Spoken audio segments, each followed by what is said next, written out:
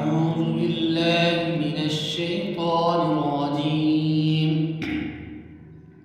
بسم الله الرحمن الرحيم. ألف لام را تلك آيات الكتاب الحكيم. أكان للناس عجبا أن أوحينا إلى رجل منهم أن أنذر الناس وبشر الذين آمنوا أن لهم قدم صدق عند ربهم. قال الكافرون إن هذا لساحر مبين. إن ربكم الله الذي خلق السماوات والأرض في 6 أيام ثم استوى على العرش يدبر الأمر ما من شفيع إلا من بعد إذنه ذلكم الله ربكم فاعبدوه أفلا تتذكرون. إليه مرجعكم جميعا وعد الله حقا إنه يبدأ الخلق ثم يعيده ليجزي الذين آمنوا وعملوا الصالحات بالقسط والذين كفروا لهم شراب من حميم وعذاب أليم بما كانوا يكفرون. هو الذي جعل الشمس ضياء والقمر نورا وقدره منازل لتعلموا عدد السنين والحساب. ما خلق الله ذلك إلا بالحق يفصل الآيات لقوم يعلمون. إن في خلق السماوات والأرض واختلاف الليل والنهار وما خلق الله في السماوات والأرض لآيات لقوم يتقون. إن الذين لا يرجون لقاءنا ورضوا بالحياة الدنيا واطمأنوا بها والذين هم عن آياتنا غافلون أولئك مأواهم النار بما كانوا يكسبون. إن الذين آمنوا وعملوا الصالحات يهديهم ربهم بإيمانهم تجري من تحتهم الأنهار في جنات النعيم دعواهم فيها سبحانك اللهم وتحيتهم فيها سلام وآخر دعواهم أن الحمد لله رب العالمين. ولو يعجل الله للناس الشر استعجالهم بالخير لقضي إليهم أجلهم فنذر الذين لا يرجون لقاءنا في طغيانهم يعمهون. وإذا مس الإنسان الضر دعانا لجنبه أو قاعدا أو قائما فلما كشفنا عنه ضره مر كأن لم يدعنا إلى ضر مسه كذلك زين للمسرفين ما كانوا يعملون. ولقد أهلكنا القرون من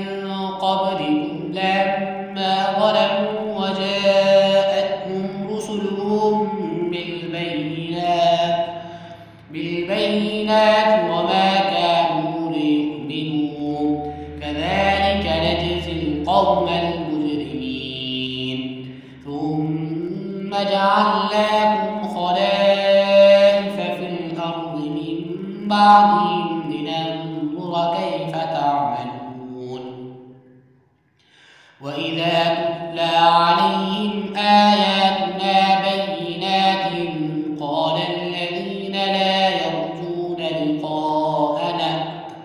لقاء نأت بقرآن غير هذا أو بدله قل ما يكون لي أن أبدله من تلقاء نفسي إن أتبع إلا ما يوحى إلي إني أخاف إن عصيت ربي عذاب يوم عظيم قل لو شاء الله ما تلوته عليكم ولا أدراكم به فقد لبثت فيكم عمرا من قبله أفلا تتقون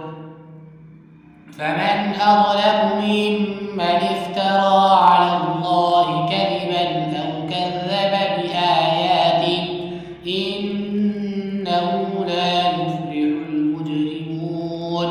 ويعبدون من دون الله ما لا يضرهم ولا ينفعهم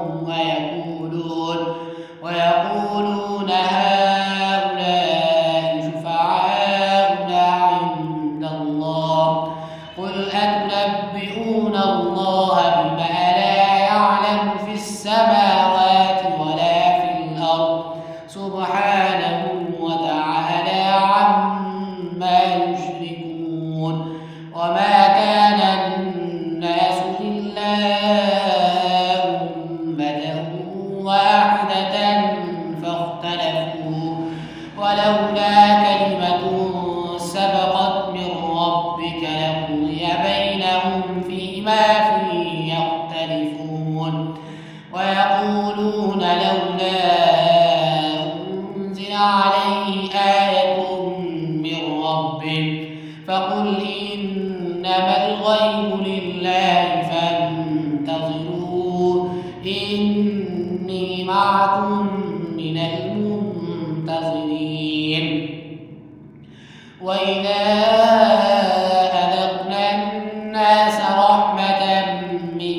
بعد ضراء مستهم إذا لهم مكر في آياتنا قل الله أسرع مكرا إن رسلنا يكتبون ما تمكرون هو الذي يسيركم في البر والبحر حتى إذا كنتم في الفلك وجرين بهم بريح طيبة وفرحوا بها جاءتها ريح عاصف وجاءهم الموت من كل مكان وظنوا أنهم أحيط بهم دعوا الله مخلصين له الدين لئن أنجيتنا من هذه لنكونن من الشاكرين فلما أنجاهم إذا هم يبغون في الأرض بغير الحق يا أيها الناس إنما بغيكم على أنفسكم متاع الحياة الدنيا ثم إلينا مرجعكم فننبئكم بما كنتم تعملون إنما مثل الحياة الدنيا كماء أنزلناه من السماء فاختلط به نبات الأرض مما يأكل الناس والأنعام حتى إذا أخذت الأرض زخرفها وزينت وظن أهلها أنهم قادرون عليها أتاها أمرنا ليلا أو نهارا فجعلناها حصيدا كأن لم تغن بالأمس كذلك نفصل الآيات لقوم يتفكرون والله يدعو إلى دار السلام ويهدي من يشاء إلى صراط مستقيم للذين أحسنوا الحسنى وزيادة ولا يرهق وجوههم قتر ولا ذلة أولئك أصحاب الجنة هم فيها خالدون والذين كسبوا السيئات جزاء سيئة بمثلها وترهقهم ذلة ما لهم من الله من عاصم كأنما أغشيت وجوههم قطعا من الليل مظلما أولئك أصحاب النار هم فيها خالدون ويوم نحشرهم جميعا ثم نقول للذين أشركوا مكانكم أنتم وشركاؤكم فزيّلنا بينهم وقال شركاؤهم ما كنتم إيانا تعبدون فكفى بالله شهيدا بيننا وبينكم إن كنا عن عبادتهم لغافلين هنالك تبلو كل نفس ما أسلفت وردوا إلى الله مولاهم الحق وضل عنهم ما كانوا يفترون قل من يرزقكم من السماء والأرض أم من يملك السمع والأبصار ومن يخرج الحي من الميت ومخرج الميت من الحي ومن يدبر الأمر فسيقولون الله فقل أفلا تتقون فذلكم الله ربكم الحق فماذا بعد الحق إلا الضلال فأنى تصرفون كذلك حقت كلمة ربك على الذين فسقوا أنهم لا يؤمنون قل هل من شركائكم من يبدأ الخلق ثم يعيده قل الله يبدأ الخلق ثم يعيده فأنى تؤفكون قل هل من شركائكم من يهدي إلى الحق قل الله يهدي للحق أفمن يهدي إلى الحق أحق أن يتبع أمن لا يهدي إلا أن يهدى فما لكم كيف تحكمون وما يتبع أكثرهم إلا ظنا إن الظن لا يغني من الحق شيئا إن الله عليم بما يفعلون وما كان هذا القرآن أن يفترى من دون الله ولكن تصديق الذي بين يديه وتفصيل الكتاب لا ريب فيه من رب العالمين أم يقولون افترى قل فأتوا بسورة من مثله وادعوا من استطعتم من دون الله إن كنتم صادقين بل كذبوا بما لم يحيطوا بعلمه ولما يأتهم تأويله كذلك كذب الذين من قبلهم فانظر كيف كان عاقبة الظالمين ومنهم من يؤمن به ومنهم من لا يؤمن به وربك أعلم بالمفسدين وإن كذبوك فقل لي عملي ولكم عملكم أنتم بريئون مما أعمل وأنا بريء مما تعملون ومنهم من يستمعون إليك أفأنت تسمع الصم ولو كانوا لا يعقلون ومنهم من ينظر إليك أفأنت تهدي العمي ولو كانوا لا يبصرون إن الله لا يظلم الناس شيئا ولكن الناس أنفسهم يظلمون ويوم يحشرهم كأن لم يلبثوا إلا ساعة من النهار يتعارفون بينهم قد خسر الذين كذبوا بلقاء الله وما كانوا مهتدين وإما نرينك بعض الذي نعدهم أو نتوفينك فإلينا مرجعهم ثم الله شهيد على ما يفعلون ولكل أمة رسول فإذا جاء رسولهم قضي بينهم بالقسط وهم لا يظلمون ويقولون متى هذا الوعد إن كنتم صادقين قل لا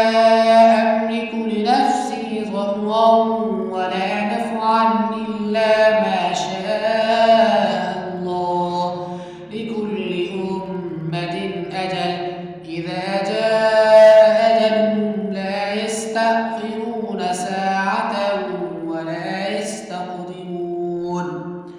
قل أرأيتم إن أتاكم عذابه بياتا أو نهارا ماذا يستعجل منه المجرمون أثم إذا ما وقع آمنتم به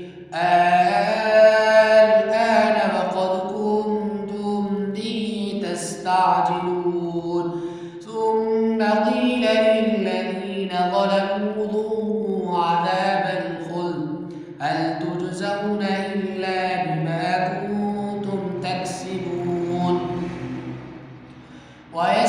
ويستنبئونك أحق هو قل إي وربي إنه لحق وما أنتم بمعجزين ولو أن لكل نفس ظلمت ما في الأرض لافتدت به وأسروا الندامة لما رأوا العذاب وقضي بينهم بالقسط وهم لا يظلمون قل أرأيتم إن أتاكم عذابه بياتا أو نهارا ماذا يستعجل منه المجرمون ألا إن لله ما في السماوات وما في الأرض وما يتبع الذين يدعون من دون الله شركاء إن يتبعون إلا الظن وإن هم إلا يخرصون هو يحيي ويميت وإليه ترجعون يا أيها الناس قد جاءتكم موعظة من ربكم وشفاء لما في الصدور وهدى ورحمة للمؤمنين قل بفضل الله وبرحمته فبذلك فليفرحوا هو خير مما يجمعون قل أرأيتم ما أنزل الله لكم من رزق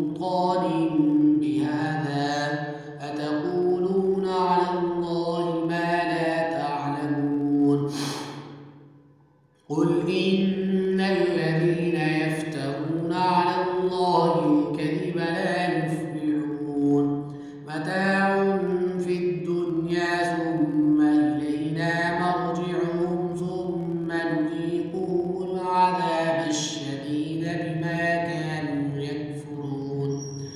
واتل عليهم نبأ نوح إذ قال لقومه يا قوم إن كان كبر عليكم مقامي وتذكيري بآيات الله فعلى الله توكلت فأجمعوا أمركم وشركاءكم ثم لا يكن أمركم عليكم أمة ثم اقضوا إلي ولا تنظرون فإن توليتم فما سألتكم من أجر إن أجري إلا على الله وأمرت أن أكون من المسلمين فكذبوه فنجيناه ومن معه في الفلك وجعلناهم خلائف فأغرقنا الذين كذبوا بآياتنا فانظر كيف كان عاقبة المنذرين ثم بعثنا من بعده رسلا إلى قومهم فجاءوهم بالبينات فما كانوا ليؤمنوا بما كذبوا به من قبل كذلك نطبع على قلوب المعتدين ثم بعثنا من بعدهم موسى وهارون إلى فرعون وملئه فاستكبروا وكانوا قوما مجرمين فلما جاءهم الحق من عندنا قالوا إن هذا لسحر مبين قال موسى أتقولون للحق لما جاءكم أسحر هذا ولا يفلح الساحرون قالوا أجئتنا لتلفتنا عما وجدنا عليه آباءنا وتكون لكما الكبرياء في الأرض وما نحن لكما بمؤمنين وقال فرعون ائتوني بكل ساحر عليم فلما جاء السحرة قال لهم موسى ألقوا ما أنتم ملقون فلما ألقوا قال موسى ما جئتم به السحر إن الله سيبطله إن الله لا يصلح عمل المفسدين ويحق الله الحق بكلماته ولو كره المجرمون فما آمن لموسى إلا ذرية من قومه على خوف من فرعون وملئهم أن يفتنهم وإن فرعون لعال في الأرض وإنه لمن المسرفين وقال موسى يا قوم إن كنتم آمنتم بالله فعليه توكلوا إن كنتم مسلمين فقالوا على الله توكلنا ربنا لا تجعلنا فتنة للقوم الظالمين ونجنا برحمتك من القوم الكافرين وأوحينا إلى موسى وأخيه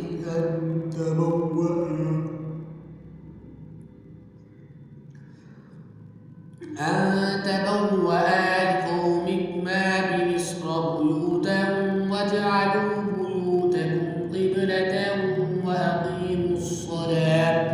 وبشر المؤمنين. وقال موسى ربنا إنك آتيت فرعون وملأه زينة وأموالا في الحياة الدنيا ربنا ليضلوا عن سبيلك ربنا اطمس على قلوبهم واشدد على قلوبهم فلا يؤمنوا حتى يروا العذاب الأليم.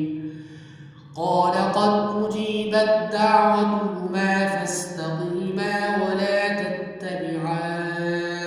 سبيل الذين لا يعلمون. وجاوزنا ببني إسرائيل البحر فأتبعهم فرعون بجنوده بغيا وعدوا حتى إذا أدركه الغرق قال آمنت أنه لا إله إلا الذي آمنت به بنو إسرائيل وأنا من المسلمين. الآن وقد عصيت قبل وكنت من المفسدين فاليوم ننجيك ببدنك لتكون لمن خلفك آية وإن كثيرا من الناس عن آياتنا لغافلون. ولقد بوأنا بني إسرائيل مبوأ صدق ورزقناهم من الطيبات فما اختلفوا حتى جاءهم العلم بغيا بينهم إن ربك يقضي بينهم يوم القيامة فيما كانوا فيه يختلفون. فإن كنت في شك مما أنزلنا إليك فاسأل الذين يقرؤون الكتاب من قبلك لقد جاءك الحق من ربك فلا تكونن من الممترين ولا تكونن من الذين كذبوا بآيات الله فتكون من الخاسرين. إن الذين حقت عليهم كلمة ربك لا يؤمنون ولو جاءتهم كل آية حتى يروا العذاب الأليم. فلولا كانت قرية آمنت فنفعها إيمانها إلا قوم يونس لما آمنوا كشفنا عنهم عذاب الخزي في الحياة الدنيا ومتعناهم إلى حين. ولو شاء ربك لآمن من في الأرض كلهم جميعا أفأنت تكره الناس حتى يكونوا مؤمنين. وما كان لنفس أن تؤمن إلا بإذن الله ويجعل الرجس على الذين لا يعقلون. قل انظروا ماذا في السماوات والأرض وما تغني الآيات والنذر عن قوم لا يؤمنون. فهل ينتظرون إلا مثل أيام الذين خلوا من قبلهم قل فانتظروا إني معكم من المنتظرين. ثم ننجي رسلنا والذين آمنوا كذلك حقا علينا ننجي المؤمنين. قل يا أيها الناس إن كنتم في شك من ديني فلا أعبد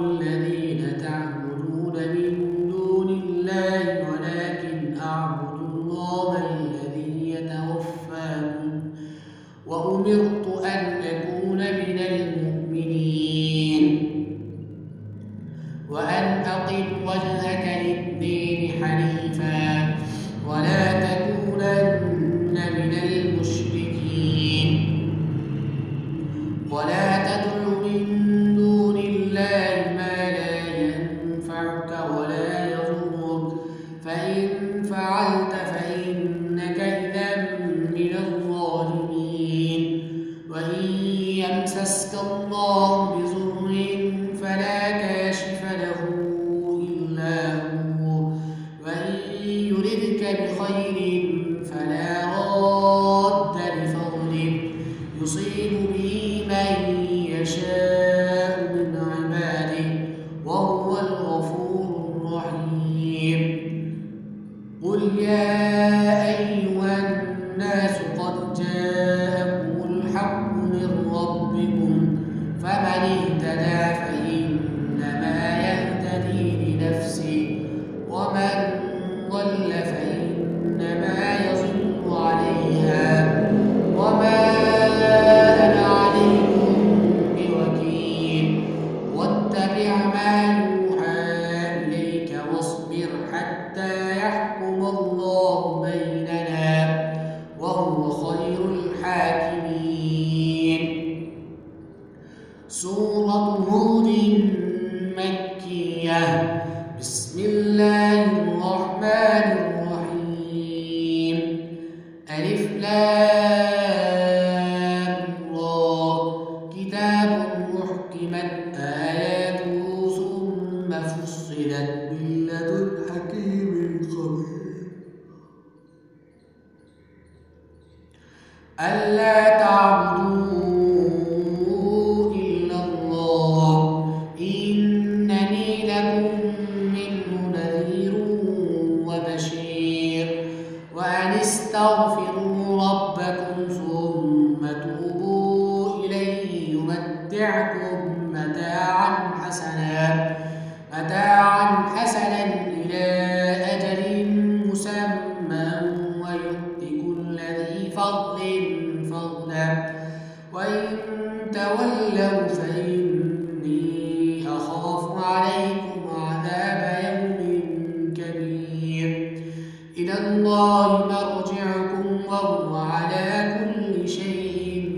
قدير. ألا إنهم يثنون صدورهم ليستخفوا منه ألا حين يستغشون ثيابهم يعلم ما يسرون وما يعلنون إنه عليم بذات الصدور. بسم الله الرحمن الرحيم. وما من دابة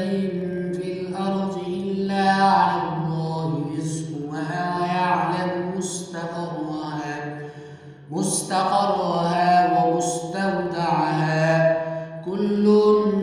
في كتاب مبين. وهو الذي خلق السماوات والأرض في 6 أيام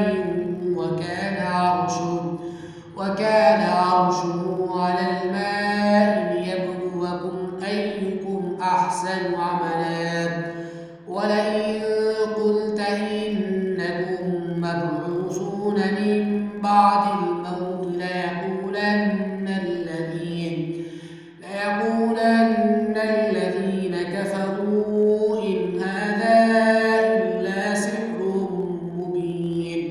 ولئن أخرنا عنهم العذاب إلى أمة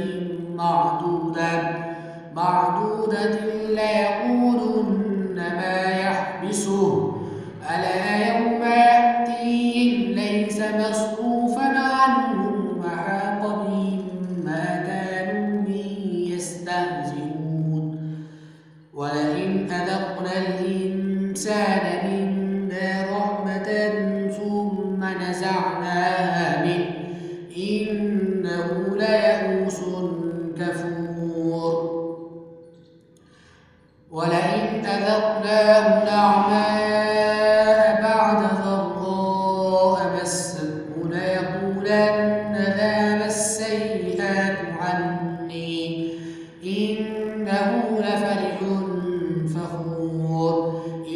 الذين صبروا وعملوا الصالحات أولئك لهم مغفرة وأجر كبير. فلعلك تارك بعض ما يوحى إليك بصائر به صدرك أن يقولوا لولا أنزل عليه كنز أو جاء معه ملك إنما أنت نذير والله على كل شيء وكيل. أم يقولون افتراه قل فأتوا بعشر سور مثله مفتريات وادعوا من استطعتم من دون الله إن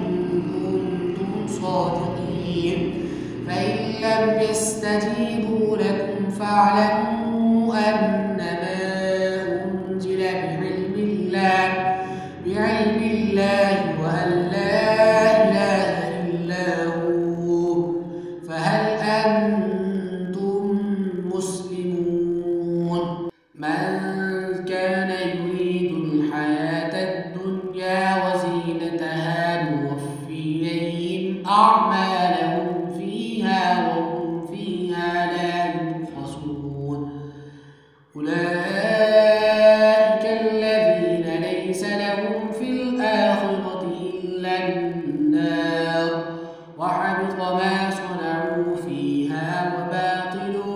ما كانوا يعملون. أفمن كان على بينة من ربه ويتلوه شاهد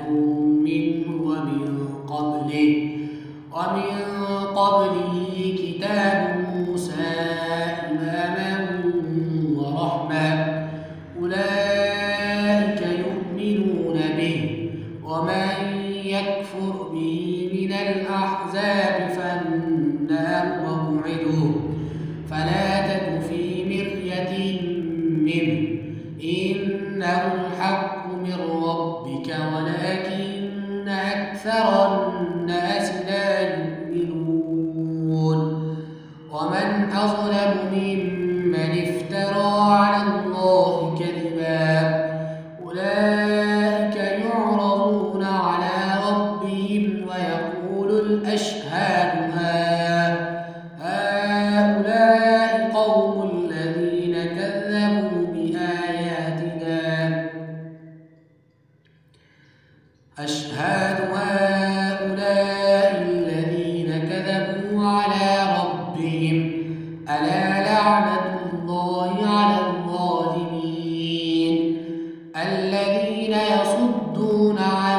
سبيل الله ويبغونها عوجا وهم بالآخرة هم كافرون. أولئك لم يكونوا معجزين في الأرض وما كان لهم من دون الله من أولياء يضاعف لهم العذاب ما كانوا يستطيعون السمع وما كانوا يبصرون. أولئك الذين خسروا أنفسهم وضل عنهم ما كانوا يفترون.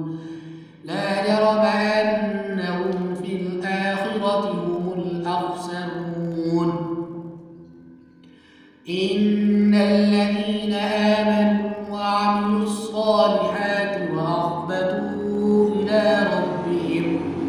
أولئك أصحاب الجنة هم فيها خالدون. مثل الفريقين كالأعمى والأصم والبصير والسميع هل يستويان مثلا أفلا تذكرون. ولقد أرسلنا نوحا إلى قومه إني لكم نذير مبين ألا تعبدوا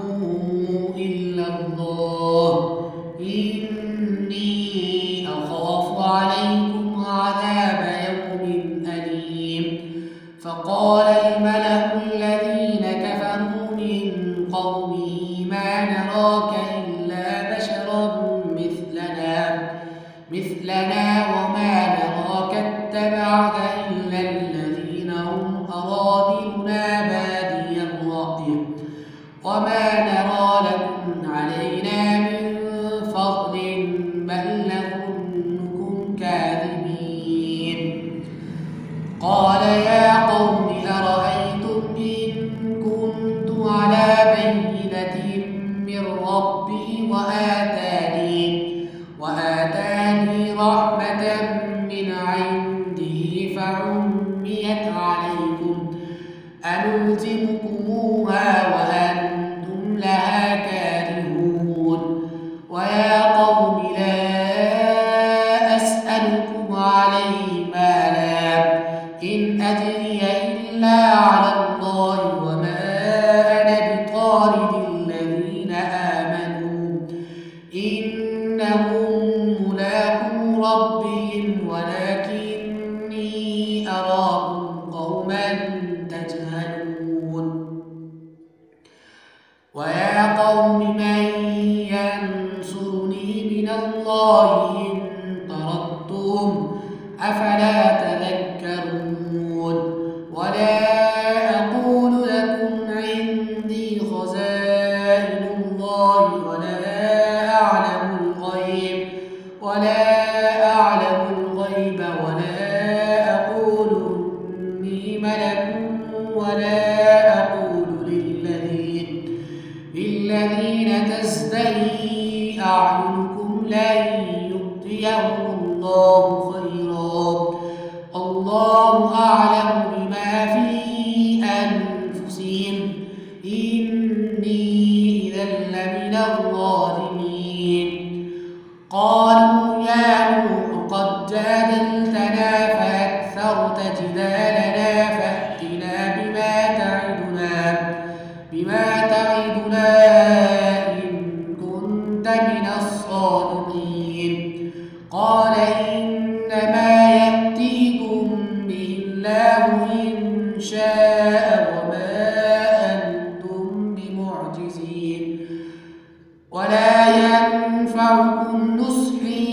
إن أردت أن أنصح لكم إن كان الله يريد أن يغويكم هو ربكم وإليه ترجعون. أم يقولون افتراه قل إن افتريته فعلي إجرامي وأنا بريء مما تجرمون. وأوحي إلى نوح أنه لن يؤمن من قومك إلا من قد آمن فلا تبتئس بما كانوا يفعلون. واصنع الفلك بأعيننا ووحينا ولا تخاطبني في الذين ظلموا إنهم مغرقون. ويصنع الفلك وكلما مر عليه ملأ من قومه سخروا منه قال إن تسخروا منا فإنا نسخر منكم كما تسخرون. فسوف تعلمون من يأتيه عذاب يخزيه ويحل عليه عذاب مقيم. حتى إذا جاء أمرنا وفارت النور قل احمل فيها من كل زوجين اثنين وأهلك إلا من سبق عليه القول وما آمن معه إلا قليل. وقال اركبوا فيها بسم الله مجريها ومرساها إن ربي لغفور رحيم.